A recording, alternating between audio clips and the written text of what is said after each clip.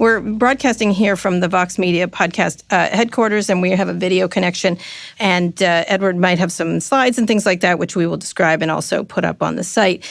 But let's just dive right in. You've given lots and lots of interviews about this book, and they've all been super interesting. We're going to focus a lot on tech and a lot on the tech industry and where it's going around privacy and some issues. Obviously, I covered it for many years, and you obviously know quite a bit about this. So let's begin. There's a couple of places. There's so many directions we could go in, talking about tech, around privacy, about Russia and China. A couple of things I was struck by.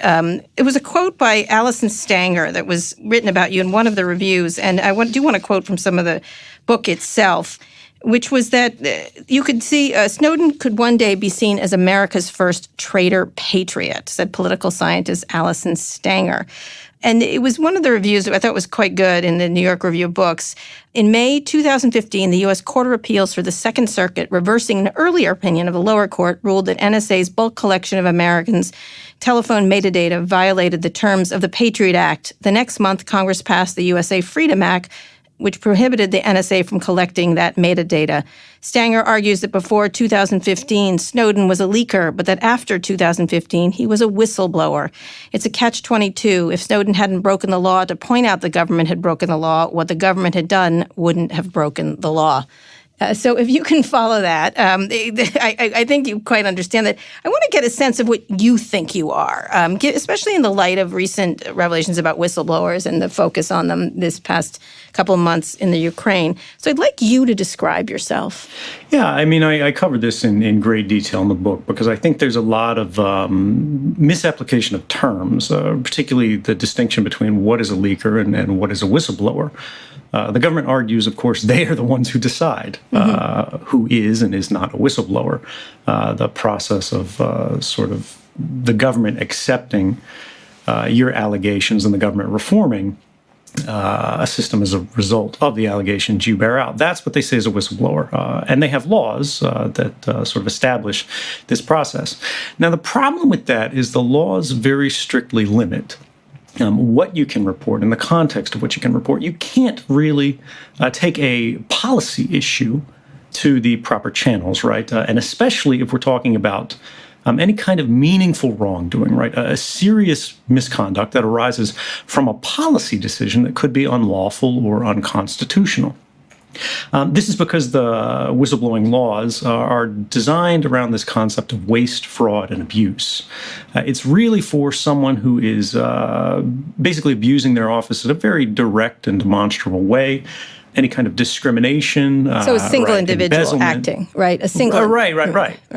Whereas if it's a systemic problem, if it's the Congress has concealed some crime, the executive has concealed some crime, the court has abdicated their role, there's no proper channels to handle that. Now, traditionally, the way this has worked is you've got these sort of pure bureaucratic battles of official leaks or unauthorized official leaks, where this or that head of agency talks to a journalist they're friends with and they put this out, and the government kind of indulges it so long as it advances the government's interests. But if it's really something that calls into question the systemic prerogatives of power, right, the White House's latitude, the Congress's sort of political priorities, then the government would argue there's nothing to protect you. There's no law. You're sort of an activist more so than a citizen. You're a radical. You are quite literally, in their eyes, criminal. Now, what makes this Ukraine case so unique is there is no history in the United States of proper channels working, right, of the whistleblowing process actually leading to reform in the national security context. Now, we have seen this work in corporate contexts where whistleblowers go to, like, the SEC, the Securities and Exchange Commission, about people who are doing insider trading and things like that. And if the company gets convicted, rewards are paid out. The process works quite well. In some cases, the woman who blew the whistle on Enron, for example, has actually had a very rough result for the rest of her life as a consequence of that. But in the national security space, I just want to be clear, it's different. Going all the way back to Daniel Ellsberg in the 1970s, he was This is the charged Watergate. under For people who precisely. don't know, this is the person who had the Pentagon Papers, which led to the Watergate investigations. Right. This was basically the Pentagon was, at the direction of the White House, secretly prolonging the war and costing many, many American lives and foreign lives in the process, entirely for political purposes. And yes, as you said, this began the chain of scandal that ultimately dethroned a president. Now, he was charged under precisely the same laws I was. He faced the same sort of dual loyalty accusations that we always see. This repeated itself around the turning of the millennium, right in the post 9/11 moment, with a senior NSA executive named Thomas Drake, who actually went to the Inspector General of the Department of Defense. He went to the Office of General Counsel for the National Security Agency, right? That's their lawyer's office. And he also went to the Congressional Intelligence Committees. And after he had made all of his concerns clear, after he had coordinated with Senate aides and everything like that, he eventually was charged under precisely the same crimes I have been charged under. It goes on and on. We saw Chelsea Manning, we saw Daniel Hale, we saw Reality Winner. So there's no way, let me interrupt you. So there's no way that you can't not be a traitor. That's essentially what you can't, under the way the laws are written. Right. The laws are written such that the Espionage Act, and this is a old sort of World War I era law, 1917, 1918, that does not distinguish between taking classified information, secret information rather. They call it national defense information in many cases because the modern classification system didn't really even exist at that point. And if you provide this to anyone who is not authorized to receive it, you are guilty of a felony. Now, what this means is there's no distinction between whether you take government secrets, right, and you sell them to a foreign government for personal gain, or you provide them to journalists at enormous personal risk for the public interest. To the government, these are equivalent crimes. One is no better, no worse than the other. And the jury, interestingly, under this law, it's what's called a strict liability crime. This means it does not matter why you did it. You are explicitly forbidden from telling the jury why you did it. The jury is explicitly forbidden from considering the outcomes of your crime, such as it were. Did it actually benefit the nation? Did it benefit the public? Or did it harm this? One would think this is actually relevant for question for the jury.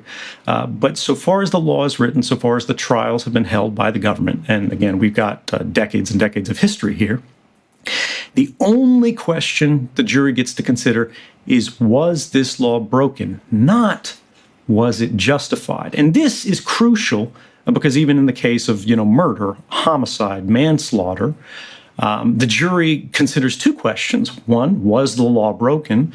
Two, was it justified? The government argues today, under the laws of the United States, that talking to journalists is roughly a crime worse than murder. All right, so I'm gonna stop you. So I haven't gotten a definition. So under current law, if you want to be specific, you would be considered a traitor. How do you think of yourself away from this law? Just to clarify, because I think that's an important point, right? We've seen a radicalizing of political language as the country has gotten increasingly partisan in the last few years. Right? I understand. No, I agree with that, but it's the word traitor there. Even as you say, like professors, people who are writing about this use the word traitor. Well, they use traitor patriot, which I thought was crime. interesting. I thought traitor patriot, traitor activist. It's a mixed whistleblower in a way. There's all kinds of ways you could go with this, and I'll tell you, everyone uses a different one for you. So I'd like to know what you. Right. I'd like to know what you think you are. What I want to say. Yeah. Okay. When we get to the word traitor, traitor implies a specific crime, which is completely different. That is treason. Mm-hmm. And treason is actually the only crime that is actually written into the Constitution of the United States rather than our statutory code. And I'm not accused of treason by the government. Almost no one is formally accused of treason. It has to be in a time of war, actively adhering to the enemies of the United States. And there has to be a specific witness and so on and so forth. Traitor, treason, all that language needs to go. We use it simply because it's strong language. It's an emotional language. And we think we can use it to win these rhetorical partisan arguments. But in the pursuit of doing so, what we are losing is we're losing the ability to talk to each other because we're instantly leaping to, you're adhering to our enemies, right? You're instantly splitting the country and the conversation into an us versus them. And this is why I don't see myself, and I don't call myself, traitor or hero or villain or any of this stuff. I'm just a citizen. I'm just an ordinary person. You want to call me a whistleblower? Great. I'm not going to apply these terms to myself because I don't think it matters. Okay. The interesting thing about whistleblowing, whether it's Ellsberg, whether it's Drake, whether it's the Ukraine guy today, is it does not matter what the provenance of the information, of the allegation is.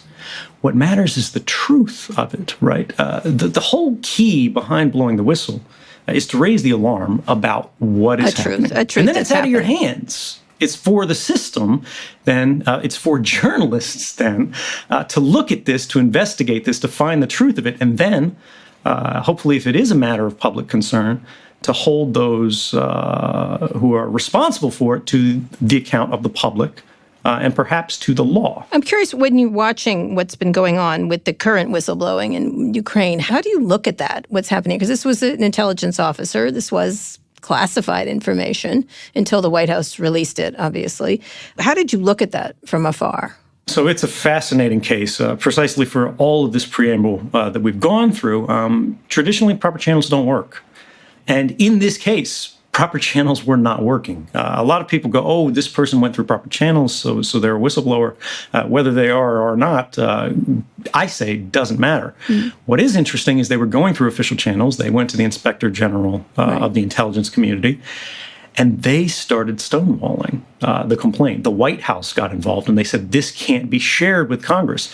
And the only reason any of us today know about this whistleblower, the only reason any of us have the transcript of this phone call, or rather the memorandum regarding this phone call, is because someone, somewhere, whether it's the Intelligence Community's Inspector General's office, whether it's Congress, whatever, they got wind of the fact that this complaint was being suppressed.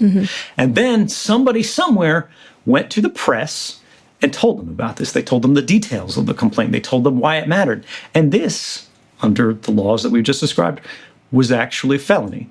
I'm not saying the whistleblower did this. I would say if they did, it doesn't matter. It's not material. And in fact, it's a good thing if they did, because the only reason we know this today is then once the press published these stories, everyone in the country knew. Pressure immediately fell on Congress to get to the bottom of this. The people on the intelligence committees who allegedly knew this complaint was coming and perhaps could have been the ones who told the press in the first place, now had a mandate to lean on the ICIG. They now had a mandate to lean on the White House and get them to cough up more information. But had the system worked as it was designed, or rather as it was working before the press knew about it, there's a very real possibility we may never have heard about what was actually going on. And now, as a result, when we see everything that's happening, I think it's very clearly in the public interest to know the nature of these allegations. Right. So it didn't work, but worked. It got through, right, essentially. Well, this is the beauty of the press in an open society, right? It is this idea that rules get broken, right? Systems fail. What happens when the courts fall down? What happens when the White House falls down? What happens when Congress falls down, right? When processes fail, not particularly, not specifically, but they fail comprehensively, what then do we rely on when the government is supposed to, at least theoretically, have systems be directed in place and controlled, right, by the public? Well, the public can't direct a democracy. The public can't cast an informed vote unless they have an idea of what the hell is going on. And so this is where the press comes in, I think, and this is where we have to hope that the press can make up for these different failures in the process. Unfortunately, in this case, they did. And I think actually that is why we see the press being weaponized in so many different directions. Today, we see people attacking the press. We see the press attacking other people because we realize the system itself is failing increasingly over recent decades in comprehensive ways. And so the press is increasingly burdened with, I think, an enormous public responsibility. The question that we have is, will they be able to fulfill the role that we need them to, or will they end up being captured or failing or being destroyed? We're listening to my October 2019 interview with Edward Snowden. We're going to take a quick break now, and we'll be back after this. Is your business ready to be a 5G business? Get the coverage of 5G nationwide in more than 1,800 cities, and in more cities, the unprecedented performance of 5G ultra-wideband, the fastest 5G in the world. From America's most reliable network comes the 5G business has been waiting for, Verizon 5G. 5G ultra-wideband enables immersive AR experiences, collaborative VR environments, and seamless 4K video conferences for businesses of any size. Verizon 5G won't just transform how your phone works, it can transform how entire industries work. Get 5G built right from the network businesses rely on. Visit verizon.com/5G/business to learn more. 5G ultra-wideband available only in parts of select cities. Global claim based on OpenSignal independent analysis during the period of January 31st through April 30th, 2020.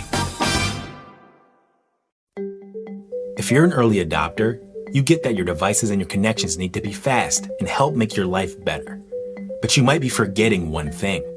Tech should be fair, too. Fairness isn't a new idea, but it is to wireless. That's where US Cellular comes in. At US Cellular, people come first.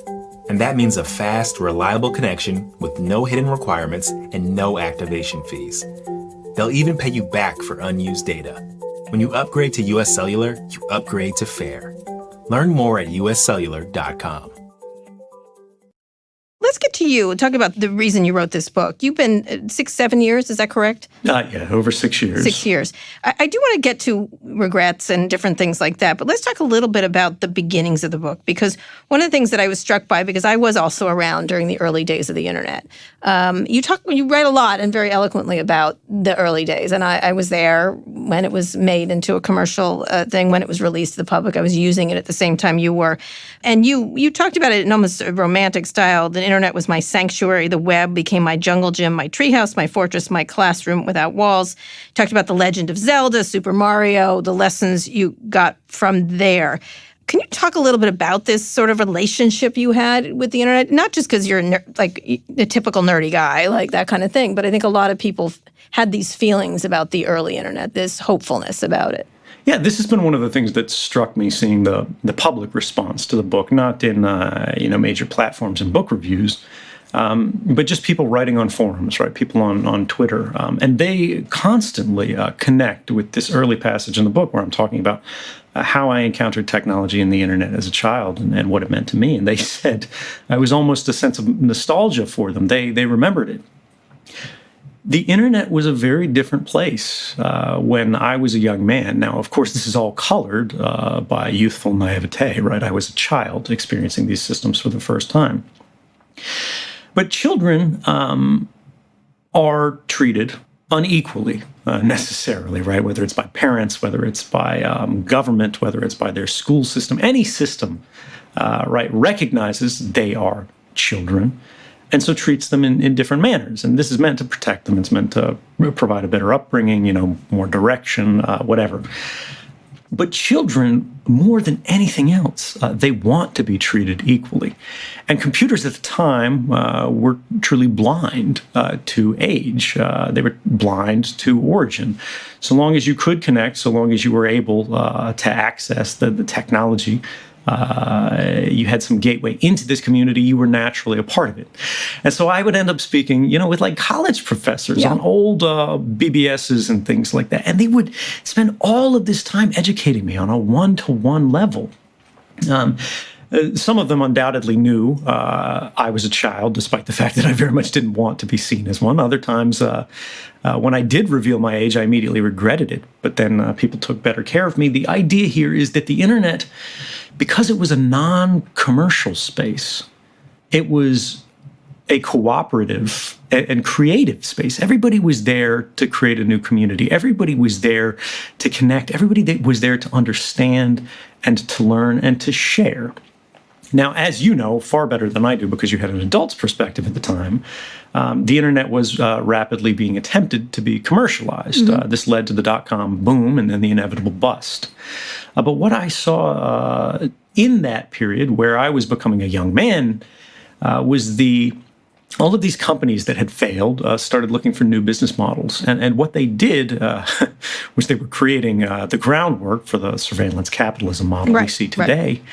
If they didn't have a compelling product, if they didn't want to set up a factory, if they didn't want to ship things across the ocean, what if they could make the product us? What if they could simply transform the internet from that cooperative and creative space to a competitive and commercial space? If they could simply intermediate as many human activities as they could, if they could make us not build our own sites, but put all of our personal memories, create all of our personal histories, all of our individual connections on their platforms, and tell us it's okay. Tell us to trust them. Tell us they're not sharing it and abusing it, which actually, when these platforms first were created, was true, but they left their terms of service open so they could later be changed at any time. They invited us into a city that was actually a kind of trap. And what happened was we got an internet that was easier to use, easier to access, but ultimately more exploitative. So this disappointment, you were talking that surveillance capitalism, a word used by Shoshana Zuboff and many others. But one of the things that you wrote here was now it was the creative web that collapsed as countless beautiful, difficult, individualistic websites were shuttered. The promise of convenience led people to exchange their personal sites, which demanded constant and laborious upkeep, for a Facebook page or a Gmail account. The appearance of ownership, I think this is a key sentence, the appearance of ownership was easy to mistake for the reality of it. Few of us understood at the time, but none of the things we'd go on to share would belong to us anymore. Precisely. I think that was sort of an interesting idea because it really did get me some insight to you that one, something that you had cherished had turned rather dark pretty quickly. And it was a short amount of time that it had happened. And then the second part of it, and a line that you have in there, was that it was permanent. That a line you use is deletion has never existed. That it is impossible to delete. both things is that this is a cooked environment. And I want to distinguish in a second between the government and the Facebooks of the world and things like that. But talk a little bit about this disappointment, because what you did was you continued to move into a job where that's exactly what you were doing for the government. You were doing exactly the things that you decried. So, well, it took a long time for me to actually reach that role in the government. I started on the ground floor and step by step moved up.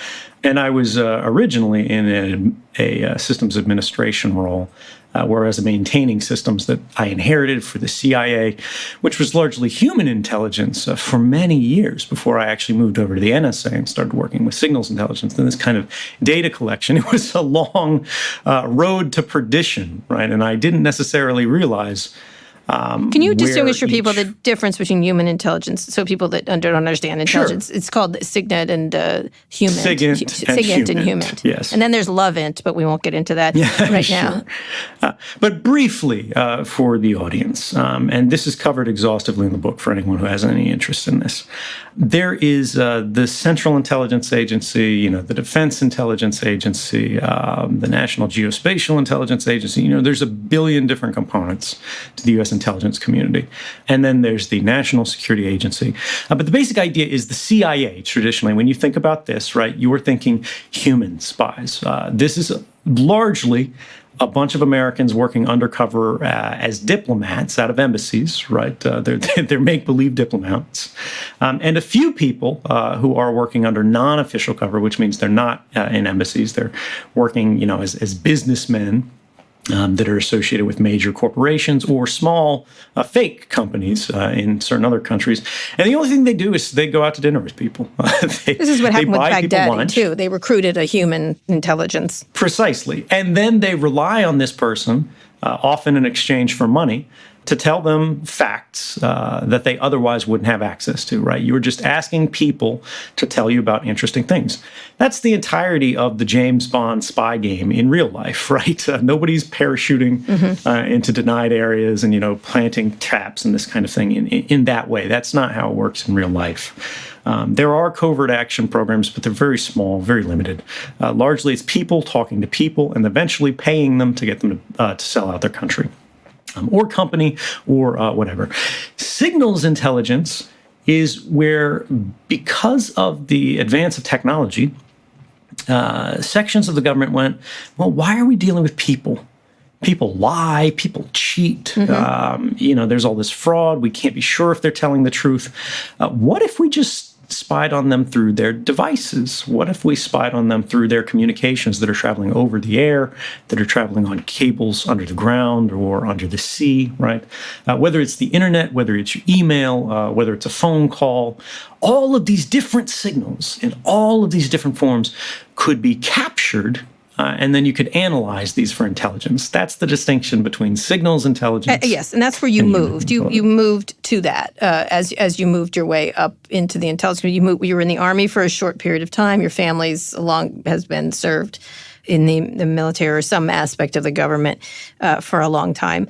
But it reminded me a little bit of the you remember Born on the 4th of July? Have you ever seen that movie? Where he started off as sort of this patriotic guy and then sort of got wise to what was going on. So here you were moving in the lower echelons of the intelligence community, but the signal part of it, working in Hawaii, and you started to see these patterns. I wanted you to link how you felt about the internet, because you moved into sort of what I would call it like a hyper-patriotic stage, as you thought this was critically important after 9/11. You were near Fort Meade when it happened.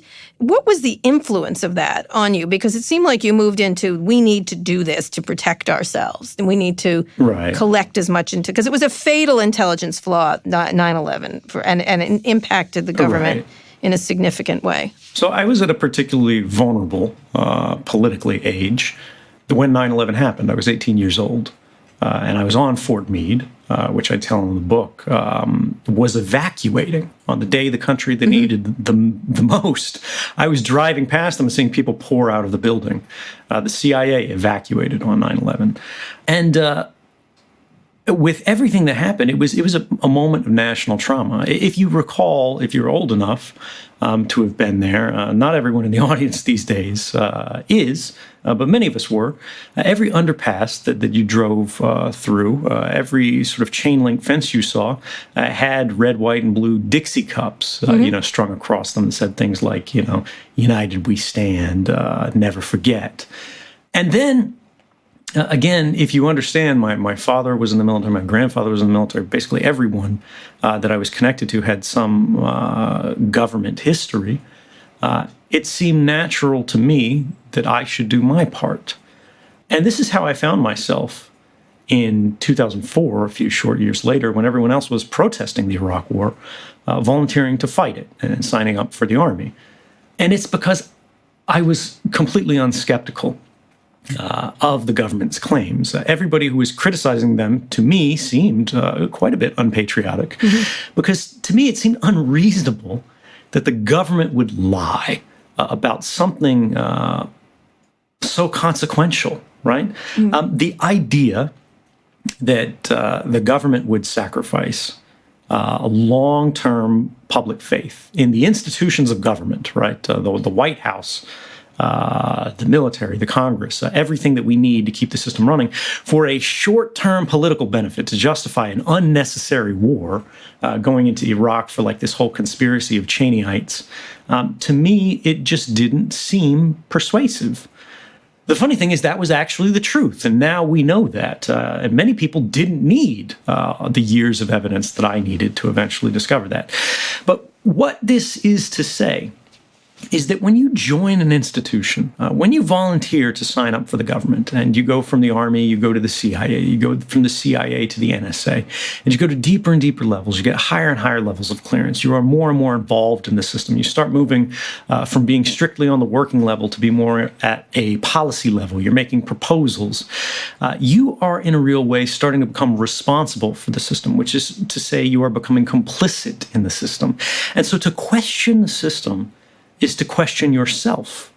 And this makes it very difficult to pull back. It makes it very difficult to develop a form of skepticism. So tell me, I want to talk about you. I get that. You're talking this on a higher level. So here you are believing in the government, this massive intelligence disaster, essentially, of not knowing this was going to happen. So everything that had been in place before didn't work. All the different intelligence agencies were not able to anticipate what essentially was Pearl Harbor Part 2, an attack on the U.S.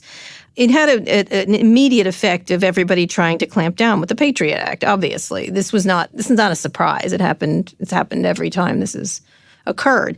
So here you are, and they are clamping down, and part of the clamping down is moving from individual surveillance to mass surveillance of everyone. Was this not a surprise to you, being in the middle of it, even at a low level, not to see it? Well, you have to understand that I wasn't at that level at that time for a very long time. When I was at the CIA, I didn't understand mass surveillance was a thing because of a concept called compartmentalization in the intelligence community. This is the idea that people working in Office A have no idea what's going on in Office B. And they don't ask because they don't have, as we all know from the Hollywood movies, need to know. And so the fewer people know a secret, the easier it is to protect it. And this is how intelligence agencies work. So for a long time, even in it, I thought the system was targeted. And the government swore up and down that it was targeted. The government denied in public there was no system of mass surveillance. When eventually, in December of 2005, the New York Times broke the story of warrantless wiretapping in the Bush administration.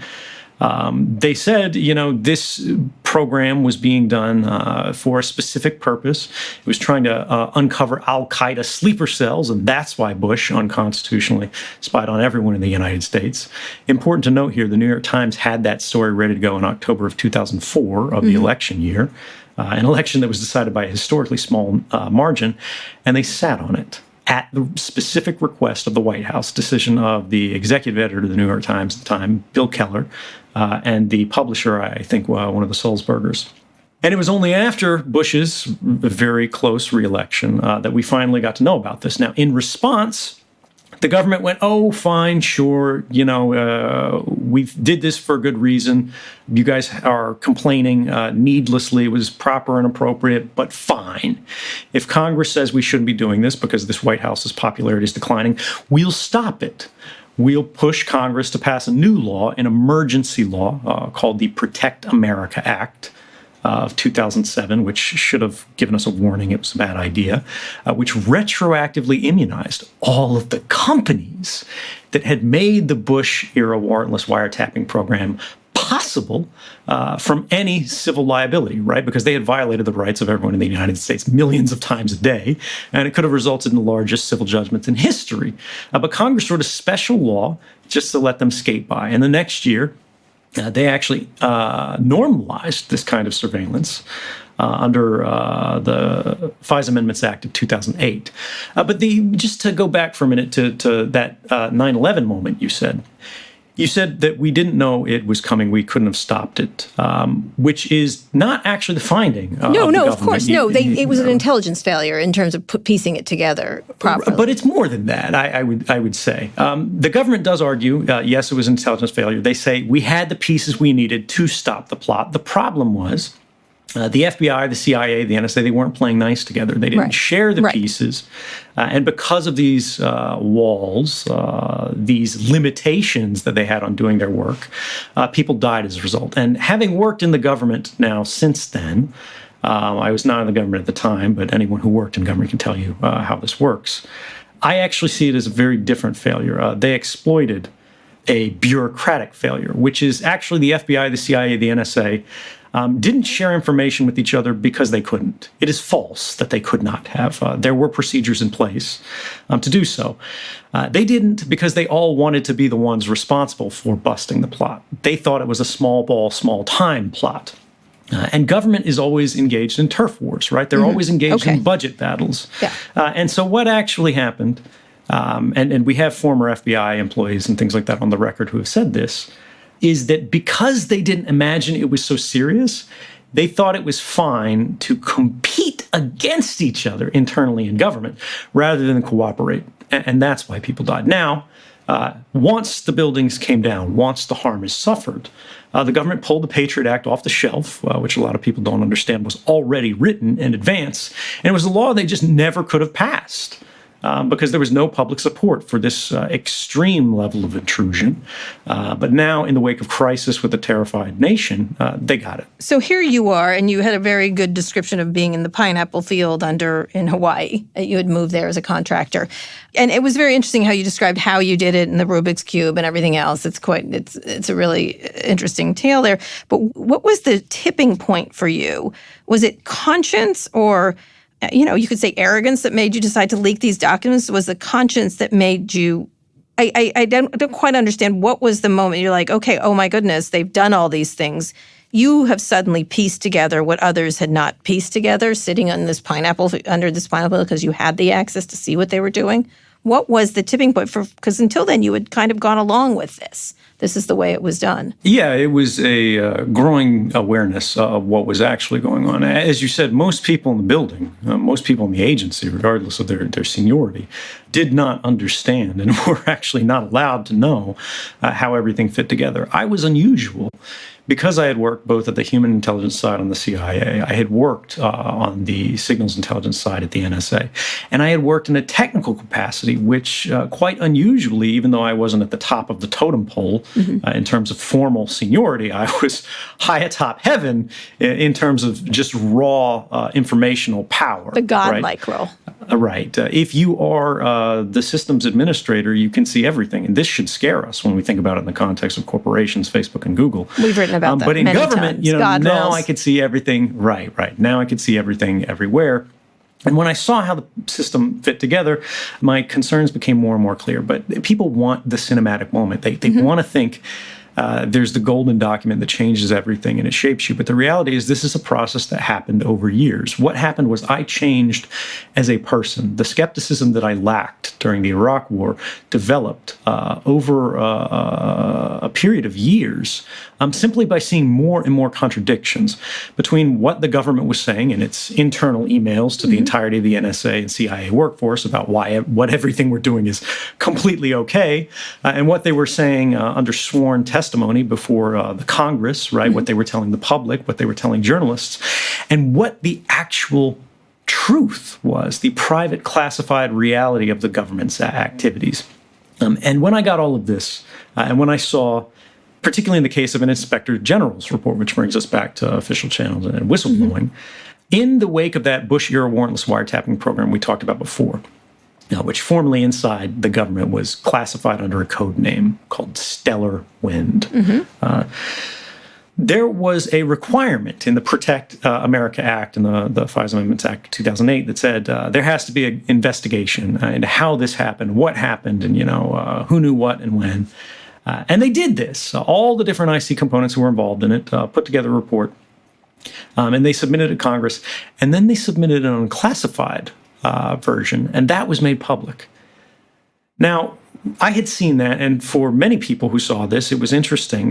They talked generally about what was going on in government. They talked about these programs in a very abstract way, and it seemed like it was not so serious as was actually alleged. The IC Inspector General was really taking the IC's side and saying everybody blew this out of proportion, and yes, we've limited these things. There's nothing to worry about. Everything's okay.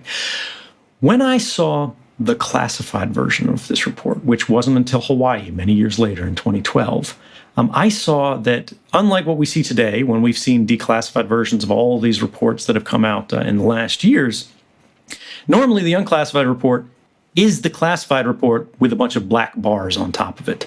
In that case, the unclassified report was an entirely different document that I believe, and I felt quite strongly, was intentionally written to deceive the public and probably many members of Congress, because there are 535 of them, and only about 30 of them get the real classified story from the Intelligence Committee or the intelligence community. That's if they're sitting on the committees. And this is where I started to go, all right, if Congress isn't allowed to know what's going on, if the public isn't allowed to know what's going on, if the executive is knowingly, willfully breaking the law and deceiving the Congress and the public, and the courts, while they do suspect there is wrongdoing going on, refuse to actually hear these cases, even at the level of the Supreme Court where appeals had reached, because they go, well, the plaintiffs can't prove the government is doing this because the facts are classified. The only thing that would establish these things are going on is if we granted discovery to the plaintiffs, right? This would give the people challenging the government the right to go into the government's documents and go, yes, you knew this was going on. Yes, this is a fact. Because the government is responding, their defense is, we're not saying it's happening, but if it is, it's a state secret. Therefore, the court has no role in this controversy. So there was nobody else. What you're saying, essentially, because you do write this, you say, I was resolved to bring to light a single all-encompassing fact that my government had developed and deployed a global system of mass surveillance without the knowledge or consent of its citizenry. Again, what? Why? Lots of people see this. You're not the only one, unless you are, in fact, God. Right. There weren't lots of people here, but there were many. And this did, well, I should say it wasn't everyone. There were many, right? There were certainly hundreds of people who knew. But when you spread this over an intelligence community where I think 1.4 million Americans hold security clearances, hundreds is not a lot. And the ones who knew about this in many cases were those who were most complicit in the construction and operation of the program. And so if they reveal this program, if they admit this program is a sort of wrongdoing, a kind of misconduct, they're saying that they are engaged in a kind of misconduct. And so for me, why I brought it forward, and again, it took me a long time to actually decide to do this, was I had to think about, well, what happens if I don't? What does the future look like if nobody knows about this? Look at what was happening in the public record. At the time, before I had provided any documents to journalists, we had members on the intelligence oversight committees, right? People like Senator Ron Wyden, who were questioning the most senior intelligence official in the United States, then Director of National Intelligence, General James Clapper, under oath, or rather he should have been under oath at least. And he asked him things like this. Does the NSA collect any type of data at all on millions or hundreds of millions of Americans? No, sir. It does not. Not wittingly. There are cases where they could inadvertently, perhaps, collect, but not wittingly. Wittingly. So that was a lie. Wittingly. Right. Not wittingly. So that was a lie. Mm-hmm. And so you were seeing these and said, I must do something. Right. Well, it's that someone has to do something. But so that's why I wonder, is it conscience? Is it arrogance? Is I can change this? What part of you decided that this is what I'll do? Well, it's this conflation of conscience and arrogance. There's an argument to be made that any act of conscience is arrogance. Mm-hmm. It means you believe you understand right and wrong. And I believe it was clear and it was plain that these programs were unconstitutional. In some cases, they were also unlawful. They violated statute. But beyond that, there's this question of law, right? And I knew I was certain to be accused of being a criminal. Mm-hmm. But whether we're talking about proper channels, whether we're talking about mass surveillance, the law cannot determine right and wrong. And it doesn't even try. The law only determines legal and illegal, which is a very different thing from moral and immoral. And I thought about what was going to happen to the internet. I thought what was going to happen to the future when we had the public losing its seat at the table. What this was about for me was not surveillance. And this is something that people don't get. Yes, I cared about the internet. Yes, I cared about mass surveillance. Yes, I thought these programs were violating human rights, both of people in the United States and around the broader world, where 95% of the human population lives. The bottom line is, how does a democracy continue when the government can lie to us, not just hide things from us, not just keep secrets, that's a different thing, but actively lie to us? Because that exchange with General Clapper and Wyden, Wyden knew the answer to it. He submitted the questions 24 hours in advance. Clapper knew he was going to lie going in that. When he lied to Wyden, Wyden sent him a letter and asked him to amend his testimony so it told the truth. And Clapper did not. And Clapper, months later, after I came forward, after journalists were able to confirm it was in fact a lie, he said, well, he wasn't trying to lie, but it was the least untruthful, this is a direct quote, least untruthful thing he could think about at the time. So he thought it was his role to lie to us, just to lie to us by the smallest measure possible. And for me, this is the thing that we miss. And the whole thing about whistleblowing, it's not about me. It's about us. And it always is. In a democracy, government derives its legitimacy from the consent of the governed. But we all know consent is only meaningful if it's informed, right? And if we are denied the basic outlines of what the government is doing, we don't need to know the names of every terrorist suspect. We don't need to know the names of everybody who's under investigation. But we do need to know when the government is redefining our rights. Right. I agree with you on that. But in terms of in doing this this way, in leaving the country, was there no other way? Could you have done a Daniel Ellsberg and stayed? He stayed and was doing a similar thing, releasing lots of information about a very politicized situation. Was there, because it then opened you up to accusations of being a Russian asset. It opened you up to sure. being Well, they in accused me Russia. of being a Chinese asset first. Right, And then, you were Chinese. when I'm out You of went to China, Hong they go, Kong. oh, he's a Russian. If I was in Guatemala, they'd say I'm a Guatemalan spy. We'll talk about whether you're a Russian asset soon. But what I'd like to understand is, why was this the way to do it? Because you felt that journalism was the only way through.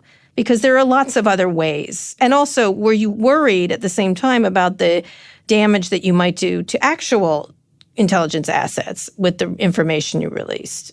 That was not necessarily just about this. And this is actually a different question than what was being asked earlier. Not why did I build the whistle, but why did I do it in this way? Mm-hmm. And it's a fair question. So once I resolved that the public needed to know this, it was a question of how to do this. And as you said, there's always a concern.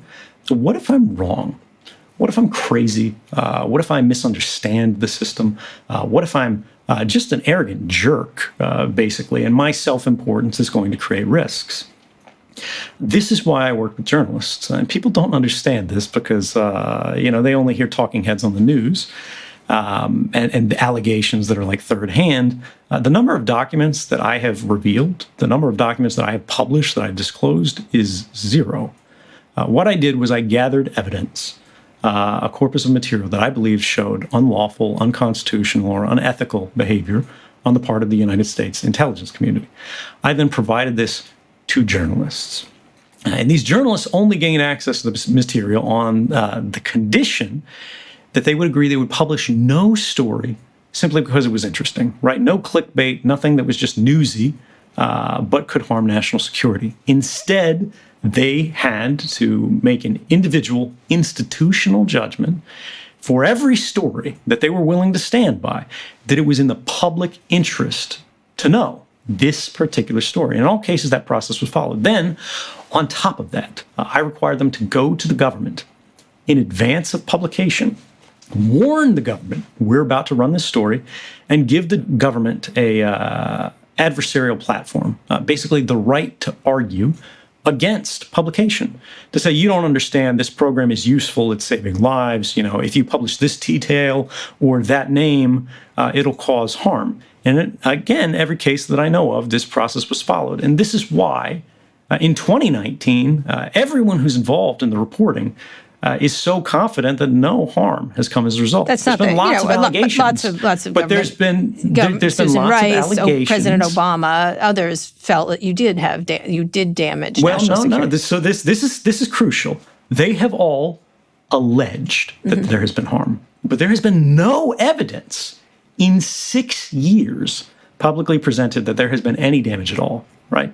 Not a single piece in 6 years. And you look, you're a sophisticated person. You've been working in journalism a long time. We talked before about leaking and whistleblowing. Government leaks, 9 times a day. Look at this White House, right? And Barack Obama was feeling very much under pressure. No question. In response to the revelation of these programs. Had they possessed any information, somebody died, terrorist attack succeeded, anything like that happened as a result of these stories, it would have been on the front page of the New York Times and every newspaper around the world by the end of the day. And again, 6 years have passed, and that's never happened. To me, I suspect the most galling part is one guy under a pineapple field in Hawaii could get their hands on all this stuff. It shows right. If you want to talk about the real threats to national security, if you want to talk about the things that should scare you, it is the fact that a contractor, at the time, I was a staff officer of government at CIA, right? But here, I was working for Dell. Right, Dell Computers, and then I was working for Booz Allen Hamilton after that. Right. Not even a good computer company. No, right. These guys come into government offices. They sit down at government desks. They take direction from government managers. They work on government missions, but they do not work for the government. They have access to all of this classified material. They can walk out of the building with it, and the government will never understand what they took. To this day, the government says they do not know what documents were taken out of the building and provided to journalists. That should chill people, even if they support me. Edward, it chills me. We're listening to my October 2019 interview with Edward Snowden. We're going to take another break now. We'll be back soon. The Perfect Weapon, an HBO documentary film directed by John Maggio, explores the rise of cyber conflict as the primary way nations now compete with and sabotage one another. Cheap, invisible, and devastatingly effective, cyber warfare is the future of geopolitical conflict, and it is developing at an alarming pace. Based on the best-selling book by New York Times national security correspondent David E. Sanger, the film draws on interviews with top military, intelligence, and political officials for a comprehensive, thoroughly captivating view of the ominous impact cyber conflict has on the world at large. The Perfect Weapon is streaming October 16th on HBO Max. We're all born with a unique genome, our own personal blueprint. Unfortunately, a mutation in just one gene can lead to a debilitating disease, often with limited treatment options. Enter Novartis, a global healthcare company that's reimagining medicine. Sometimes massive challenges require microscopic solutions. Novartis is exploring the boundaries of science with cell and gene therapies that address disease at its source. In other words, personalized medicine. So it's really in my mind, one of the most promising advances in medicine. To me, it's like a new era almost. This revolutionary approach has the potential to transform life for patients with a variety of diseases. Some cell and gene therapies might even be cures. Medicine is changing. To learn more, check out Novartis.com today. Let's talk about the impact of what you've done. And I want to get into, I want to keep talking about it because I want to get into tech today. So, but there was no other way that you could have done this. You couldn't have just done that, stayed in this country, not traveled, tried to travel to Ecuador, not ended up in Russia. There was no other way, just to stay and face trial here? Sure. Yeah, no, this is a great question. And you mentioned earlier Ellsberg. Daniel Ellsberg is a friend of mine. We both serve on the board at the Freedom of the Press Foundation.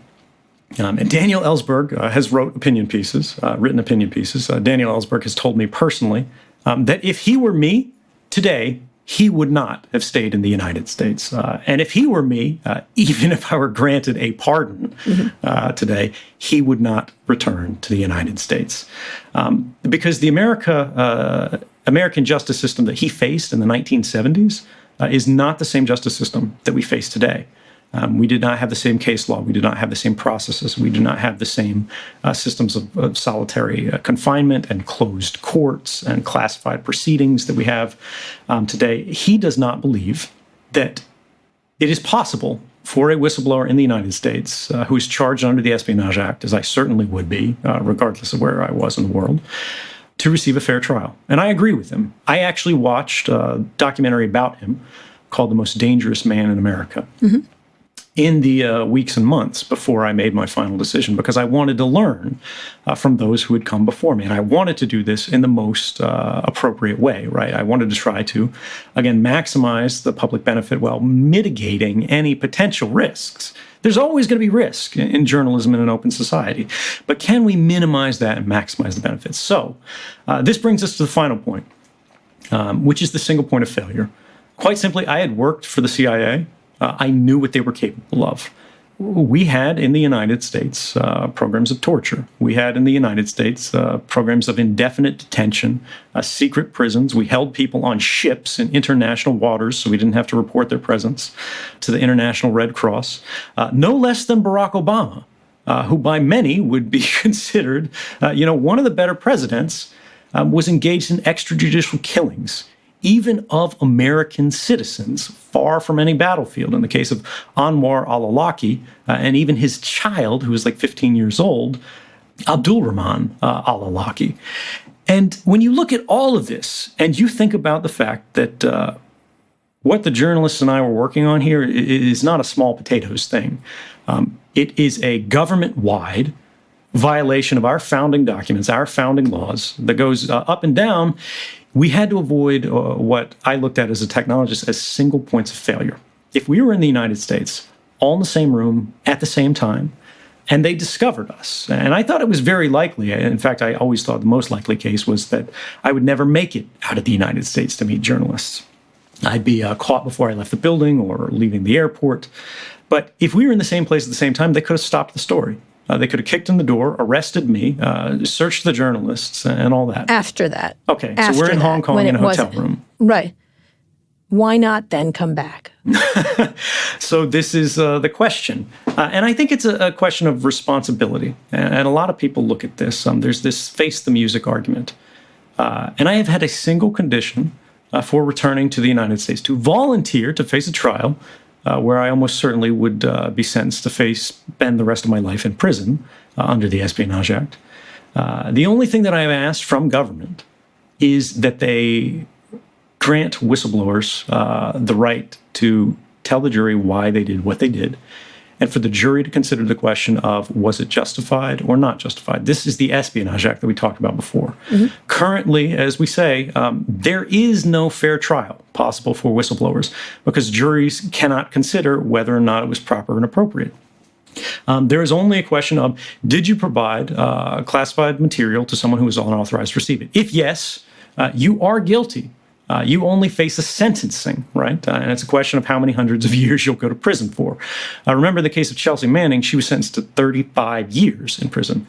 Reality Winner, who revealed a single document to journalists about the case of an NSA assessment where she thought it was in the public interest to know that the NSA believed in the 2016 election Russian government institutions were targeting U.S. electoral infrastructure for hacking, right? Yep. And this was published. And it's funny that the media didn't cover this Reality Winner very deeply. They did, went over it. Okay.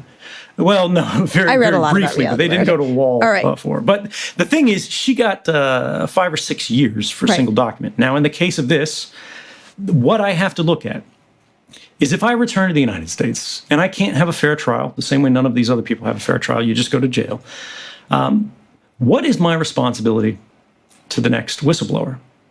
So I think when you look at Hale and Winner and Manning, when you look at the law and the way they explicitly forbid public interest defense to whistleblowers, really they forbid any kind of fair trial for public whistleblowers. Right. When you look at the relationship of the White House to the press today, under both this president, who's saying, they're the enemy of the people, and under the Obama White House, which, whether we like them or not, you have to understand they prosecuted more whistleblowers than all other presidents combined under the Espionage Act.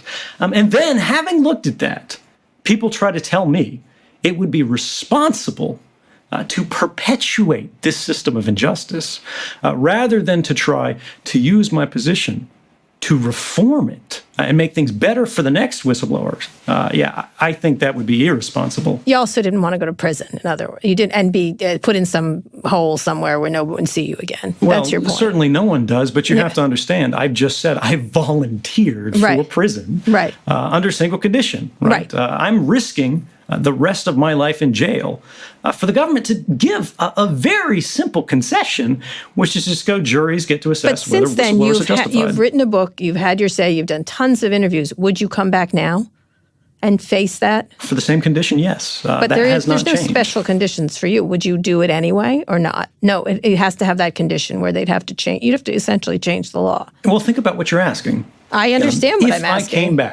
If I came back without precondition, what I am saying is that whistleblowers are being treated justly in the United States. What I am saying is that it is proper and appropriate for someone who reveals criminal activity on the part of government, to someone who reveals the president is corrupt, someone who reveals an agency is breaking the law, whatever you want. That person is the real criminal. And they should have no defense whatsoever. I believe you cannot have a fair trial without having access to a reasonable defense.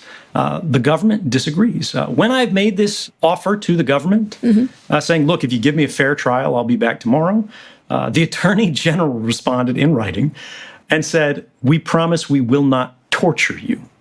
I do not think that is the fundamental basis for a justice system. Okay, we're going to get to what you're doing now. So it leads to the thing, and I want to get very quickly to what you think of tech right now. But that does lead to the idea that you travel to China, you travel to, how do you push back that idea that you are not a Russian asset, you are not a Chinese asset, that this wasn't all part of a giant scheme? And then living in the Soviet Union, which kills journalists, which has a terrible human rights record, there you are. It colors a lot of people who might agree with you about these mass surveillance programs. How do you justify that? It's this has been a conversation that's been going on for years. I will add one small correction. Okay. I do not live in the Soviet Union. Oh, I'm sorry. It doesn't exist. I'm sorry. I'm an idiot. Of course, you live in Russia. I know that. I live in Russia. I even went to the School of Foreign Service at Georgetown, so yes, I get it. Okay. I know what it is. People don't understand this. People think I went to Russia. I met with journalists, not in China. I met with journalists in Hong Kong, specifically because it was a no man's land. In 2013, people thought that this was kind of weird. They went, no, Hong Kong is like this appendage of China. They're all in line. But now when you look at what's happening in China, where there's protests of millions of people on the street every day, people suddenly understand why it made sense. Now, I had to go. I was en route to Latin America on the way after because I saw it as basically the most neutral place. I had hoped to go to the European Union, but they were basically afraid to grant asylum. They all privately told me that they supported what I was doing. They thought it was right and appropriate, and they thought I was a whistleblower. I should be protected. But they knew that the U.S. government was going to retaliate. And they went, Venezuela, the Caracas Convention, all of these different things that apply to all these Latin American countries make it a better option.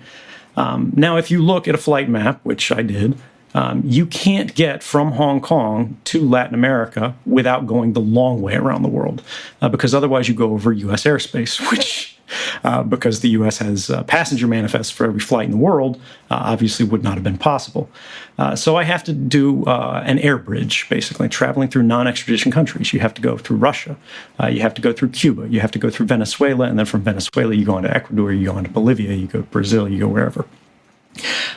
This was what freaked the State Department out, because I think they were worried about what politically they would do if they couldn't attack the messenger and instead had to simply contend with the message, right?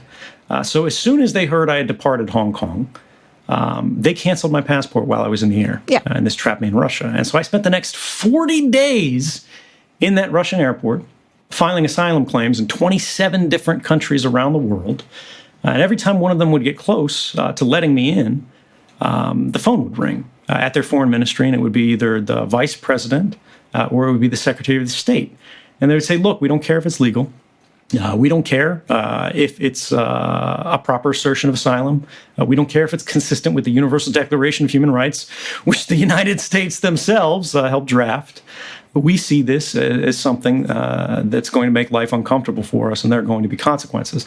They cut trade preferences for these countries, all kinds of things to make them take it seriously.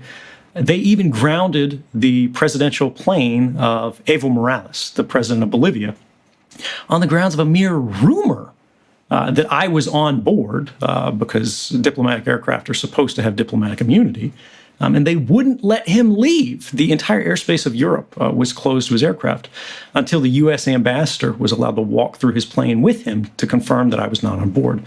It was absolute insanity that is unprecedented in history. They had a manhunt on for me like I was the head of ISIS. It was crazy. As a result, at the end of this period, I applied for asylum in Russia, right? And they did let me in. I had 1 year temporary asylum. And I have continued, people don't get this, I have continued to apply for asylum since in other countries. And when Europe welcomes me in, I will be there. But look, people have to think about what they're asking. If I was a Russian spy, why would I go to China, right? Why wouldn't I go directly to Russia? Why would I risk all of those other hops where I could be arrested? Why would I risk, being threatened or interdicted by the Chinese or anything like that? If I was a Chinese spy, why would I have left China? None of it makes sense. And then when you look at the actual record of people who have been involved in this whole Russian conspiracy plot from the government side, you see there's no evidence for it. The FBI themselves said they believed that I acted alone. I didn't have any help. Mm-hmm. Dianne Feinstein, very senior Senator from member California, of Congress and intelligence official, said she has never seen any evidence at all. Remember, she has access to classified information that I was involved with Russian intelligence. And just the second part of your question, if you want to restate that about how am I okay being in Russia, given their human rights record. People do not realize that I have been very vocally, publicly critical of the Russian government's human rights policies, despite the fact that it is a risky thing for me to do. The Russian government, should they choose to, could kick me out at any time. Despite that, I have criticized the Russian government and the Russian president by name for signing surveillance legislation into law that I consider to be a violation of human rights. I have, during Russian elections, been, while they are happening, tweeting videos of ballots being stuffed, evidence of corruption. Mm-hmm. When the Russian government has sought access to Russian people's means of communication, popular apps like Telegram that they were trying to get cooperate with them, I condemned it. When you see Russians protesting in Moscow, I have been defending their right to protest, even when there have been crackdowns in place. And even just, 2 weeks ago, I had major stories in the Russian media that are only available in Russian, so they weren't covered in the U.S. press, that are saying, get rid of Snowden. He's criticizing the Russian government too much because I said the mass raids that were brought against supporters of Alexei Navalny, he's a Russian opposition leader, were deeply problematic. And this is the thing. When you look at the basic facts, when you look at one, Russia was not my choice of destination. When you look at two, I took no classified material with me. I provided everything to journalists and then destroyed my own copy. And then three, despite my best interests, I have been publicly critical of the Russian government and its record. If there are people who are not satisfied by this, it really raises the question, what would satisfy them? And I think the answer is nothing. Well, probably coming back to the United States would be my guess. But let's get to, I know we've gone a little bit over, but I'd really like to get your thoughts on, because I think the implications of you, I think about this a lot. And someone had written, Edward Snowden was a man who had just one thing to tell us, really. He did tell it, and some listened, some believed, others didn't. The fever is now broken. Do you think you had an impact? Because one of the impacts I do think you had is the relationship between revealing the PRISM programs, the extent of them, the spying on the tech companies. I think it changed the relationship between tech companies and government, which had been rather close, to make it a much less in the wake of that, I recall the anger from tech companies didn't know quite how much they were being spied on, for example. That was a really big revelation for a lot of people in Silicon Valley. A lot of people feel it led into not being as cooperative when Russian disinformation campaigns happened, and that had a destroyed relationship. The second part is, despite the fact that you revealed all this, companies like Facebook, like Google, like Twitter, like all of them have so much information on people now, and it's been weaponized by Trump, by the Russians, by everybody. These platforms have been really turned into mass surveillance on a scale that is out in the open for people that I don't think they understand quite how much information these companies have on them. And so what you were seeking to stop was sort of taken up by a lot of these tech companies.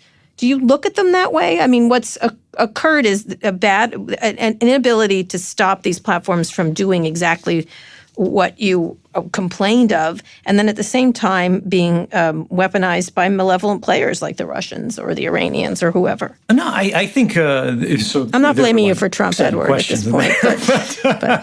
But so for those who are interested in what changed, the last chapter of the book has a lot of detail on that. And I think actually a significant amount has changed.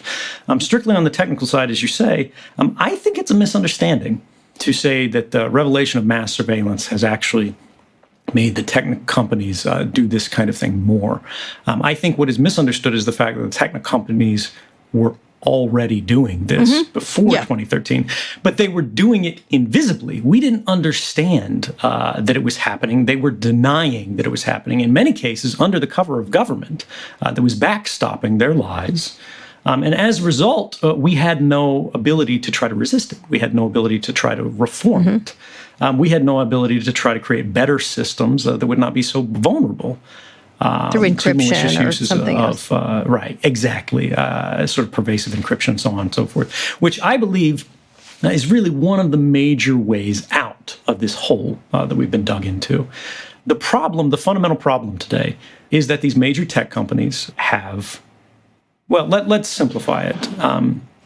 Mark Zuckerberg was born within 1 year of me. And I think when you look at technologists as a class, we're at a fork in the road. And as a class, there are people going one way and another. There's a class led by Mark Zuckerberg that is moving toward the maximalization of technological power and influence that can be applied to society, because they believe they can profit by it, or, rightly or wrongly, they can better use the influence that their systems provide to direct the world into a better direction, right? They want the technocratic future, where it's still nominally democratic, right? But they have access to all the levers of influence to shape our behavior, to shape our buying decisions, to shape our voting decisions. And then you have this other fork in the road where there are people who are of, shall we say, a closer to like mind to myself, where they go, the advance of technology is inevitable, and technology can do very good things for the world. But we need to understand that there must be limits on how that technological power and influence can be applied.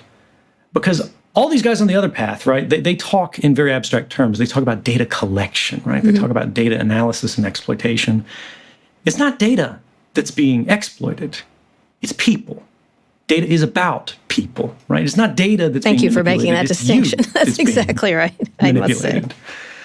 And this is what is sort of lost in that conversation, the breakdown between technology companies and government. I don't actually think it's accurate or fair to say Russian influence campaigns or whatnot are stopped by this change in 2013 because Twitter provided all their information to the government. Facebook provided all their information to the government on these campaigns. You can read the reports online. The fact that they would require the government to go through some legal process to demand that data is a good thing, not a bad thing, because any judge in the world will stamp a warrant for that kind of request. If it's proper and appropriate, legal process is not a restriction. The only people who resist this are people on a completely different fork in the road, government power maximalists, who want that institution to be able to work in the most efficient way. But were they asleep at the wheel during this time period of when this was occurring? I actually don't think they were. And this is a different argument.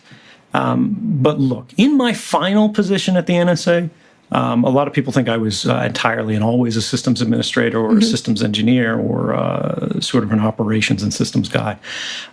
I was working in an operative role behind a mass surveillance desk, and I was surveilling Chinese hackers.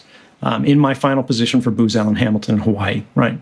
This is the position where I actually laid my hands on the keyboard, where I could bring up anybody's email. The X score. What is it called? The X key score. Key score, right? yeah. X key score is Google for spies, basically. It's our ability to sort through and query all of the collection we have for all of our programs that affect digital communications and a lot of phone-based communications. And the thing here is, I was assigned to one of the hardest targets that we had in China, because that's what they were bringing extra people on, right? The ones that we already have good data on, we know what they're up to. It's easy to sort of follow their activities, but it takes a lot of time to develop those kind of analytics for a new target that's unfamiliar. So they got to bring on new people. That was me. And, you just go step by step on that. I talked to the guys who had dealt with Russian teams. I talked to the guys who had dealt with Iranian teams. I talked to the guys who dealt with counterterrorism activity, right? And when you look at all of these guys, none of them are invisible, right? Some of them are better than others. And again, I was working on one of the hardest teams, so I know what the good trade draft looks like. And here's the thing. Even if you're using encrypted communications, even if you are very good at what you do, every communication on the internet has a source and a destination. It has to get from phone A to phone B. It has to get from computer A to computer B. And so it has to travel through a path from one system to its internet service provider, to its upstream router, to its communication service provider. Has to go transatlantic over cable. It's got to go through England. It's got to go through France. It's got to go through Germany. It's got to go through Denmark. The point is they should have known. And then known. all the way to Russia, right? Yeah, right. So you can see the chain of communications, even if it is encrypted, even if they're very careful going from here to there. So they this should is the have thing. known. Where saying. I think when the U.S. intelligence community says things like, we believe it was the Russians, I actually do believe they could have the evidence to prove that. And I think it would be actually quite trivial to produce. What should concern us is when that information is not shared, but it is shared in some cases. Like, for example, when North Korea was accused of hacking Sony, the FBI put out a report and said, here's our evidence, here's why we believe it's the case.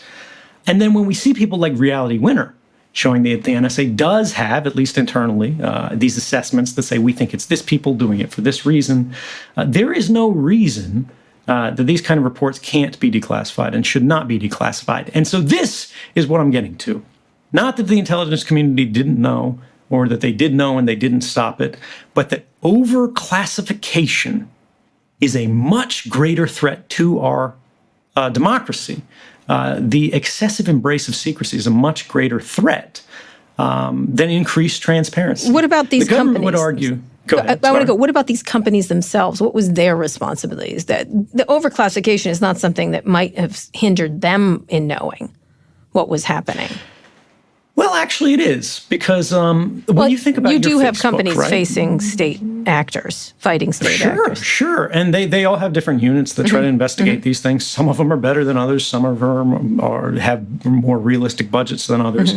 But the bottom line is when you're dealing with intelligence in this kind of scale, it's a team sport. And when you are talking about people who are looking at Chinese hackers, Russian hackers, whatever, people who are top-tier adversaries who actually know what they're doing, the people working at Facebook, the people working at Twitter, these guys aren't NSA tier analysts, and they don't have access to NSA tier systems. They can't see communications in Russia, right? They can only see things that are connecting to Twitter and Facebook servers. Now, if the U.S. intelligence community shared indicators of Russian activity or Chinese activity with Twitter and said, hey, search your network, see if these IP addresses logged into accounts, see if there's any kind of mass account campaigns coming from this, that, or the other, or dealing with this, that, or the other, or connecting to this website or this document, these companies could do more. So actually, I would say, yes, overclassification does have a lot involved with it. This is not to excuse companies from their responsibility to police their own networks, which I think we all agree they've done a pretty bad job of doing. But I do think there is an actual dangerous impulse from a lot of people who see the bad behavior that's happened online to go, look, we want to deputize Facebook and Twitter and whoever to be the internet police. And we want them to occupy a quasi-governmental role where they go, these people are allowed to use our network. These things are allowed to be set on our network, and these things aren't. There are good arguments for saying, why this might be. You talk about hate speech. You talk about terrorist propaganda. You talk about child exploitation, right? That's their responsibility. Right. But once you get to that point where you go, all right, we're moving out of these things and we're going into, we say this thing is a lie. We say this thing is fake news, which are, again, they have deleterious effects on democracy that we don't want to exist. But if you say Facebook gets to decide what can and cannot be said on its network, Facebook gets to determine what is true and false on its network, what you're doing is you're setting a precedent where whether it's driven by U.S. legislation, whether it's driven by court orders, all these other countries have laws and courts too. And if you set a standard, a precedent that says we are going to start limiting or placing restrictions of freedom of speech on internet platforms that are procedural, they're standard, they're routine, I fear that when we look at history, these kind of policies have, in the longer term, always caused greater harms than they have prevented. It's not that the initial arguments were the great harms.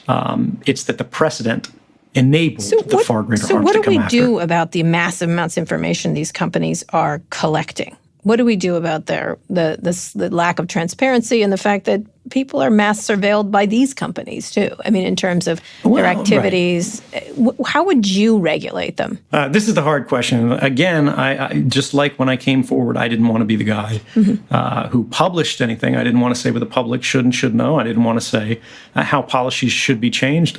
I don't want to be the president of the internet. I don't want to tell people how these things should be changed because I think there are folks that are better qualified to do that. But in my opinion, what I can say is we have serious liability laws in every other sector. If you produce medicine and put it on the shelves and your baby aspirin kills babies, you get sued. You go to jail, right? If you build a car and it catches on fire and kills people, you get sued, your company might get shut down, you might go to jail. We have no software liability laws in the United States, and that is why every app that's out there is so fundamentally insecure. We do not have any criminal liability laws for companies that aggregate what are effectively databases of ruin, right? Where even the most innocent life has enough information in there to ruin them. Right. And I think there's a lot of ways to deal with this. You can limit what these companies are able to collect. And I think it's one of the easiest things to do is limit retention, how long companies can have data. That's the first step is go, all right, you guys can collect anything you want. We don't care. But you can't keep it for more than a year. Right. That's the bottom bar. And then you slide the bar down, and then you start to limit the kinds of collection that they can engage in. And bit by bit, you go, shift that ratchet until you've got something that serves the public interest a little bit better. All right. I want to get to questions from Twitter, which actually are kind of fantastic, including one from Monica Lewinsky, of all things, in this weird, strange world that we have. What did Monica ask? I'll tell you in a second. So in terms of being the threat, do you continue to think the government is the bigger threat in the digital sphere than the big, giant tech companies? I'm not sure that I've ever said the government is a bigger threat than companies. Which one is then? But I think it's actually a mistake to see them as different threats. That is actually one of the biggest misunderstandings of this. When we think about that first slide, that PRISM slide that everybody on the internet got excited about, that showed Apple, Google, Facebook, Microsoft, Yahoo, all of these guys were cooperating with the government secretly beyond what the law required. You think about the NSA. You think about let's take Facebook, for example, right? Facebook's internal purpose, whether they state it publicly or not, is to compile perfect records of private lives to the maximum extent of their capability, and then exploit that for their own corporate enrichment, and damn the consequences. This is actually precisely the same as what the NSA does. Google has a very similar model, and they go, oh, we're connecting people. They go, oh, we're organizing data, right? But we can see privately what they're doing, right? You open your weather app, and it's communicating with Facebook because someone baked the Facebook APK or SDK into it. And you didn't even realize that. You don't see it. It's intentionally kept invisible to you, and yet it's collecting material on you. So Facebook has all this information about all of these people. But what is the limit? The limit is everything that Facebook has collected, they have access and total dominion of. Google, the same. They have access to everything that they have collected, and they have total dominion over that. But what makes government such a unique threat in this context is that government has access to everything that Facebook has. Right. And everything Google has, and everything Verizon has, and everything AT&T has, and every other company that they can get their fingers into, right? So the scale of the government silo is not limited the same way that a corporate one is. Now there is, on the other side, government is restricted in some ways by the Fourth Amendment. Whether it's federal government, state government, government generally, when you're talking school systems and things like that, the Fourth Amendment actually restricts their activities. Facebook is not bound by the Fourth Amendment. Google is not bound by the Fourth Amendment. Or the First Amendment. Right, precisely. I always try to explain that to people. This is the concern that I think we miss. The United States is perhaps the only developed democracy in the world that does not have a basic privacy law. Yes. For standard consumer information. I know that. We've got medical information in some contexts, but that's I about discuss this intensively all the time. I'm shocked by it, the fact that we don't. Do you imagine we will? We definitely will eventually, because if we don't, buzzards will be picking the bones of, what remains of our society. Oh, wow, Edward, that's dark. Okay, all right, I want to get to some questions from Twitter, but I want to ask you one last question. The apps created, by Russia and Chinese government like TikTok and others are making people, Chuck Schumer just said we have to investigate this. Are they less safe than those created by U.S. companies? Is the hysteria valid or not at all? I mean, it depends on your threat model. When you are looking from a defensive standpoint in architecting a system to be more secure, right? Because perfect security in the computer context doesn't exist. You go, well, what is the risk I'm trying to mitigate? Who am I trying to protect this information from? If you're trying to protect information from the U.S. government or from a U.S. company, it might actually make sense to use a foreign app. And that's obviously going to make the U.S. government nervous. But if you're trying to protect information from the Russian government or the Chinese government, you definitely shouldn't use a Russian app or a Chinese app, right? So the answer on that is always, it depends. Who are you trying to be protected from? And this is fundamentally what I think people miss about the particular danger of mass surveillance. A lot of people go, if I'm not doing anything wrong, if I have nothing to hide, I have nothing to fear. Setting aside the fact that that is a line originated by Joseph Goebbels, the Nazi minister of propaganda, and it should alarm us when we see particularly members of Western governments repeating it. Privacy exists to protect you from systems of power, regardless of what you're doing. If you have to prove your innocence, if you have to prove why you need a right, it is not a right. If you have to establish that you're not unusual, that you are not a threat, that you are not different, what is the purpose of the right? The majority that is saying, I'm normal, they don't need rights because they decide the laws. Rights exist to protect the minority against the majority, right? And people seem to be missing that today.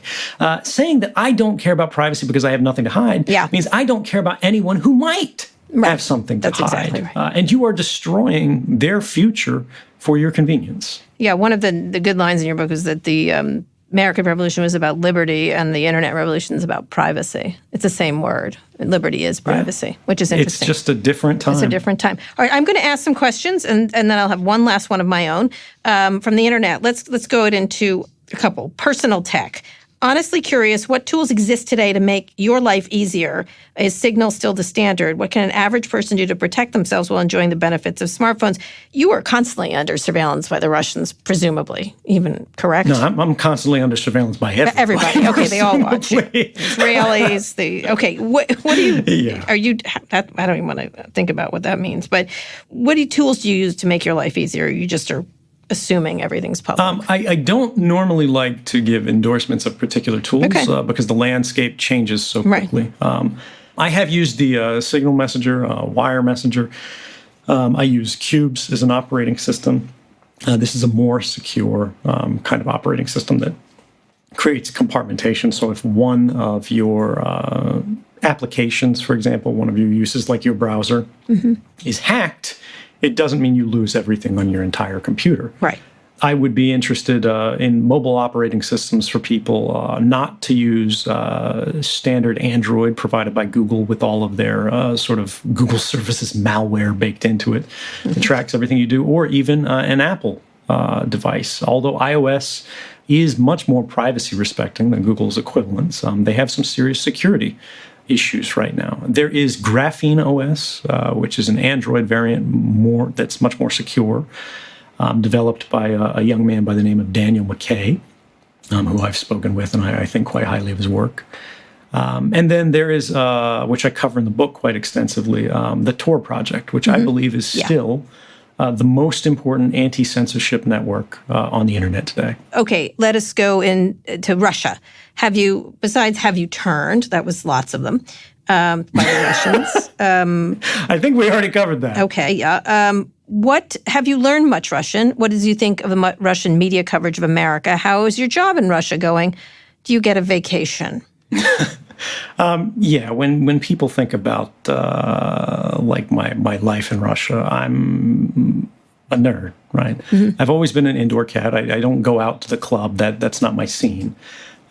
There's not much difference between whether I'm staring at a screen in an apartment in New York or Tokyo or Moscow for my daily life. I speak a little bit of Russian, but not very much. I don't watch Russian media. I get all of my news online. My daily life and my work is primarily the Freedom of the Press Foundation in the United States, where we're working on projects to make sure that sources and journalists can maintain the confidentiality of their communications, even in the midst of what we see is an increasingly hostile environment all around the world. All right. Ask Snowden if he supports the Magnitsky Act, formerly known as Russia and Moldova. It's a bill passed by the Congress intending to punish Russian officials responsible for the death of the Russian tax accountant Sergei Magnitsky in a Moscow prison in 2009. Do you support that? I mean, I'm not familiar with the details of any particularized legislation that's not related to surveillance, but what I will say in general is I believe in protecting and enforcing human rights wherever they are. If Russia is violating human rights, they should be held to account for that. If the United States is violating human rights, they should be held to account for that. I don't care if it's France. I don't care if it's Fiji. The only way that we can enforce human rights is by imposing consequences for their violation. And so we should do everything we can to support efforts to do such. Okay, there's just about 3 or 4 more. Do you still think the deep state is more dangerous than private corporations? What do you think of the Russian and Trumpian rhetoric about the deep state? Again, I think there's a presumption in this question that I've said something previously that I'm not sure is supported on the record. When I talk about the deep state, it's a very different thing than when sort of Donald Trump talks about the deep state. When I say the deep state, what I'm talking about is the career government, really. These are very senior officials in intelligence agencies. Not a conspiracy, right? These aren't men in smoky rooms, but who simply survive presidents. They're not political appointees. They see presidents come and go. They see the calendars change, but they are always there. And so they have long-term policy preferences that if they're blocked by one president, they can simply try to institute them under the next president. And over time, they are extraordinarily effective in doing so. And this is why, unfortunately, we have seen the policies of the United States government become more and more authoritarian for the entirety of the existence of these agencies, right? Ever since you saw JFK saying things he's going to, smash up the CIA and scatter it to the winds, you've seen people working over decades to make sure that doesn't happen, and they've been very successful. Is that a greater threat? Again, I think it's completely unrelated threat in a different context. But I do think. But the Trumpian rhetoric around deep state is very different. That's a weird conspiracy theory. It's goofy. It's fantasy. It's a different thing. It is true, of course, that the intelligence community can try to sink White Houses, but that's not specific to Donald Trump. That happens under every White House. You have someone like Barack Obama, who campaigned saying he's going to end warrantless wiretapping, saying he's going to shut down Guantanamo, saying that's not who we are, that's not what we do. And after less than 100 days in the chair of the president, where he has these guys coming into his office every day, he goes, ooh, you know what? Maybe I won't do that. There's a reason for that. Yeah. All right, couple more. How do you release the stranglehold companies like Facebook and Google have on our personal data while building something new that compensates us for our participation and not the other way around? Do you see a new internet? I mean, the internet that you so loved when it started? Yeah, I mean, we already see a global awareness among young people and academics and sort of the older, now regretful generation of technologists who built the first generation internet, thinking about how they can make it better. I'm thinking about people like Tim Berners-Lee here, who I believe are positive forces on the internet. And they're going, well, how do we correct for all the problems we see today? When you think about what is causing all of the internet's ills today, I believe they derive largely from a single mechanic, which is the centralization of data. The more Google knows about you, the more Facebook knows about you, the more they are able, even intelligence services, to create permanent records of private lives, the more influence and power they have over us. There is no good reason why Google should be able to read your email. There is no good reason why Google should know the messages that you're sending to your friend. Facebook shouldn't be able to see what you're saying when you're writing to your mother, right? Today, in most cases, they can, because communications are encrypted between your device and these companies. We are beginning to see an increasing shift to what is called end-to-end encryption, which means while your communications may pass through Google servers or Facebook servers or any other intermediating entity, they are encrypted between your device and the person on the other end of the communication, the person you're actually writing to. So the only people who can read the communication are the people at the ends of the communication, not all of these faceless men in the middle. The closer we get to these paradigms, the more the balance of power shifts. And now these companies, now these governments begin to need asking for permission, whether it's from courts or whether it's from people. All right, 3 more tiny questions. Do you believe you're guilty of any crimes? I mean, God, I'm guilty of so many crimes. Are you guilty of any crimes? Have you sped? Have you jaywalked? Jaywalked. I've jaywalked. That's the thing. You can't exist in society today without I think they're talking about the big ones. I'm going to let that one go. You did answer it. Do you believe that people wouldn't know about mass surveillance if you weren't for you? The question is really more public consciousness. There were people who had good grounds to believe mass surveillance existed, or even had a certainty that mass surveillance existed before I came forward. Again, there had been reporting on this, there had been court cases about this, but it didn't penetrate the public consciousness because it was allegation, right? It was speculation. And this is what people miss again about the importance of 2013. Surveillance was the topic of conversation. But the importance of the conversation was about democracy. It's so clear today when we see all of the allegation, all the rhetoric being passed around, that if we are going to forge a public consensus, we have to have access to a shared set of facts that are mutually agreed upon. And what 2013 did was it moved the conversation from speculation to certainty. from allegation to fact. And the distance between speculation and fact in a democracy is everything, because it does not matter what you know. It does not matter what you are sure is true. It only matters what you can prove to other people. Although you could argue a certain malaise sets in and everyone just accepts it. But that's another topic. We weren't going to get into that. People are like, yeah, I'm being spied on. I got it. But in that context, I think it's actually very common to say people don't care, to say they accept it. But I've given talks all around the world, all different ages about this. And the response that I get when I hear questions about that, when I ask about that, is people actually care. Mm-hmm. They care very much, but they feel powerless to change it. That's a very fair point. And so they adopt a position of like laissez-faire, I don't care, as a psychological coping mechanism, because otherwise you are being victimized, and that's a difficult thing to live with. All right, I'm going to read the first sentence, and this is the last question. It actually is from Monica Lewinsky.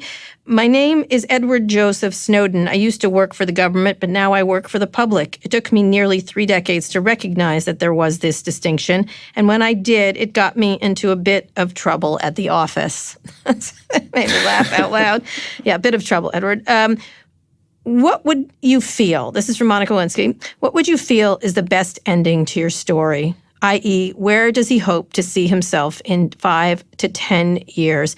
And I would add on, it seems like a lonely life, Edward, what you've done, where many people think you're a spy, other people think you're a traitor, some people think you're a hero, but you are essentially by yourself with Lindsay, who you've since married. And a cat. I'm sure there's cats involved. Apparently you love cats. I was going to say, actually, this is the irony that I think a lot of people don't understand or appreciate about technologists. I was far more alone before 2013 than I am today. As you said, I'm with Lindsay, and hopefully I'll never be alone again, which is a great comfort, even in exile. But I signed up to serve overseas, right? I volunteered to go to Geneva, a place I didn't speak the language. I volunteered to go to Japan. This, for me, from my perspective, is just another foreign tour on behalf of the United States. I'm just working for the people broadly rather than an agency. But when you think about that thing, I have never been more connected to a wider world than when I'm looking at a screen. And to a lot of people, that seems weird. But for me, that's what I love. I like to be able to reach different people in different places. And I think this is the fundamental promise of the internet. It ties us beyond distance. It ties us beyond culture. It ties us beyond language. And it builds bonds of fraternity. It can create an understanding. And that, for me, is the great hope. We are today living in a time of division. And we are living in a time of constant exploitation. And it is because of an imbalance of power. When I think about the future, I don't think about, when I think about what the good future looks like, it's not the good future for me. It's how we heal. It's how things get better. If things get better for the internet, if things get better for the United States, they will get better for me. And there will be a day when I will be home. Thank you. All right, Edward, I have to say, I think you're still in love with the internet. It may have never existed, unfortunately, but it's really interesting. That was very... But that's okay. Like that disagreement, that space for just completely contrasting ways to see the same things, that spectrum of human perception, that's what makes it beautiful. So do you still believe you're Verex? That means speaker of the truth, or Mendex, speaker of lies. All of that stuff is misinterpreted, as me bagging No, I know this that. person, I'm teasing you. That person. But I will say there's one moment in the... the thing, sorry, just to get to that. People say Virex, speaker of truth. I don't want anyone to trust me. That's actually the point. The whistleblower doesn't matter. The provenance of the information doesn't matter. The authenticity of it, the truth of it, that's what matters. It's okay to doubt me. It's okay not to trust me. It's okay to think I'm a bad guy. Fine, but use that skepticism that I lacked so many years ago, and then apply that to the people in society who actually wield power, who actually wield influence, not whistleblowers who are going to spend so much of their life in exile. Right. I will say one of the most gripping parts of the book was you looking at the kid in Indonesia through the screen. Yeah, it was... Not a good way to see people across the world. Yeah. I think that was a great moment in the book, and I would recommend people read this. Edward, thank you so much. This has been a very much longer than we thought, but it's a really terrifically written book. Joshua Cohen helped you, a novelist, is that correct? Yeah, so I was very fortunate. I've got a good friend of mine, one of my closest confidants and lawyer, Ben Weisner. He's a very literary guy, and he had a very literary friend, Joshua Cohen, which for me, I had never written a book on my own before. He's one of the greatest novelists, I believe, alive today. Yeah. And so he was a tremendous resource to help me structure this and think about how I could best tell my story. In any case, I really appreciate it. If anyone, whatever your opinion about Edward Snowden is, you should read this book. It's a really important and bracing document about where we are. And I do believe, in part, it's hard to figure out why you did what you did, but I think you did. There is a great romance with the internet here that's a really interesting part that I was surprised about, and also some of the thoughts on where we should go. We'll see what happens to you over time. We definitely will. If not, Zdravstvuyte, do svida. I'm teasing you. I don't speak Russian either. And I hope that you keep speaking out, especially about the issues of transparency and the use of data against its citizenry and the lack of transparency. And that is perhaps the greatest contribution, whatever, again, people think of what you've done and how you did it. People understanding what they're consenting to is, I think, the most important part of any message that you or anyone else is delivering. In any case, thank you so much. Thank you. Thank you for everything you do in keeping Silicon Valley honest. All right. It's not working, Edward. It's not working in any way. All right. Thank you so much. Free. All right. Good luck. Thanks again to Edward Snowden for coming on Recode Decode, and thank you for listening. As always, you can follow me on Twitter at Kara Swisher. My executive producer is Erica Anderson at Erica America. My producer, Eric Johnson, is at HeyHeyESJ. Don't forget to subscribe to Pivot with Kara Swisher and Scott Galloway for fresh conversations about tech, business, and more every week. Thanks also to our editor, Joel Rabe. We'll be back here with another Best of Recode Decode episode on Monday. Tune in then.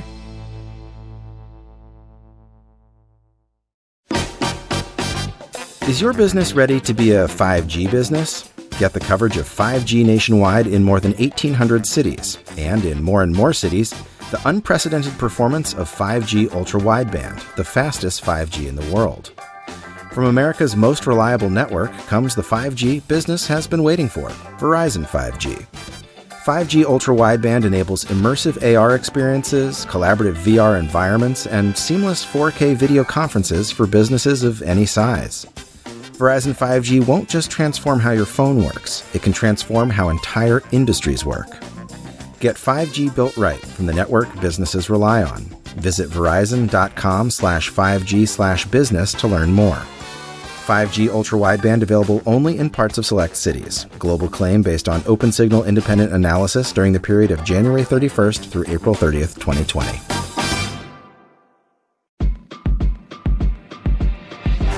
I'm Julia Furlan, and I'm the host of a new series called Go for Broke. It's about those moments in history when everyone goes a little bit overboard for a big idea. In our first season, we're going back in time to the late 90s. It's a time when computers are coming into every home and .com companies are popping up everywhere. Everybody wanted to stick .com on the end of something. Cups.com, glasses.com, shoes.com, pets.com. And as the frenzy grows and grows, all of a sudden, the .com economy falls off a cliff. People lost their houses. People got their cars recalled. They literally banked their futures on it. This season, we'll explore what made the .com bubble and what could warn us when the next one comes along, if we're not in one already. Go for Broke from Epic and the Vox Media Podcast Network. Subscribe for free on Apple Podcasts or your favorite podcast app.